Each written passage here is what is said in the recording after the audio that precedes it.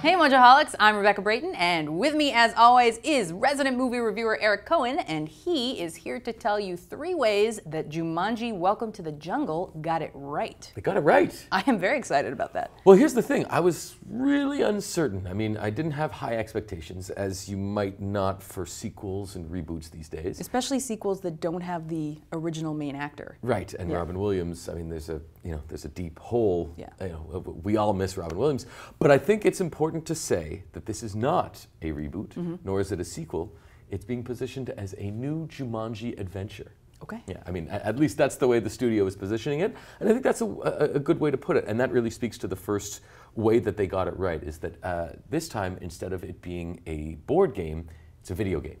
Makes sense. It makes sense, especially for our fans as well. We all love games here and gaming, and I think there's a whole generation of millennials who do, and so this is really kind of geared towards them, millennials and younger for that matter. Right. And so the whole idea is that there are these 4 youngsters who get sucked into a video game, and then they come out on the other side of this video game in the body of adults. Right. And so As the avatar they chose. As the avatar they chose, Yeah. exactly, which leads to a lot of hilarity.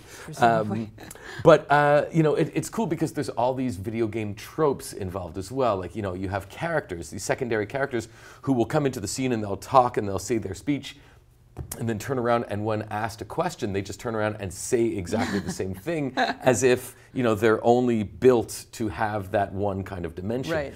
At another point in the movie, some of these characters or avatars all of a sudden discover that they, if they press against their chest, you have a screen that pops up that shows their strengths and their weaknesses. And so, in that way, it's an update from the original Jumanji movie, and it really is much more of the times. Right. Now, the second thing, and probably the most important way that they really got it right, is the cast and the ensemble cast. Because the first one was really, it was all Robin Williams. yeah, it's a Robin Williams vehicle.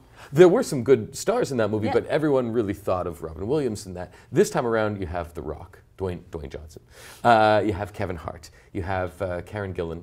And you also have Jack Black. And some may say that this is Jack Black's movie. Really? Yeah, because... He hasn't had like a big hit lately, has he? No, he hasn't, and he is so perfect for this role. So he is the avatar of the kind of like pretty, The hot girl. Yeah, the snooty girl who can't live without her phone, and he plays that character so perfectly that you really do think that there's like like a bratty girl stuck inside Jack Black's body. I can picture that, and I am loving it. He does a great job.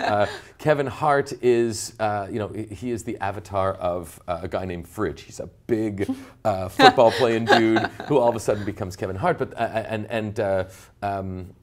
Karen Gillan is Ruby Roundhouse, so she kind of becomes this commando dance fighter, and in real life her character is like a very timid kind of bookish girl who doesn't think that gym class is important, and who's kind of she's very principled. And then you have The Rock, and The Rock is the name of his character, if I remember correctly, it's Dr. Smolder Bravestone, and he is basically he is the avatar of this nerdy, lanky gamer who has never heard a fly, and all of a sudden he finds himself in the body of The Rock.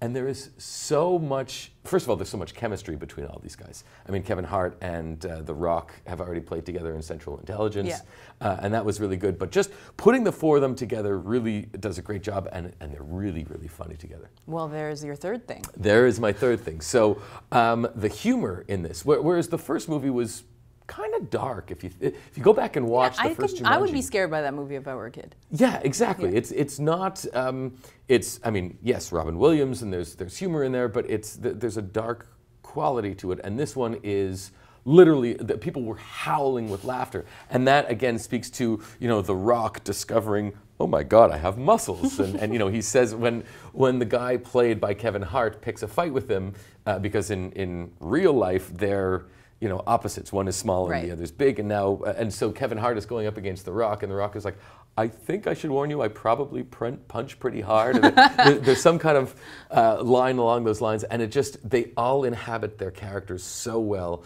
and it's like they were all born to play these roles. So I got to give it to the director, Jake Kasdan, for the casting, because that really is what makes this movie work so well.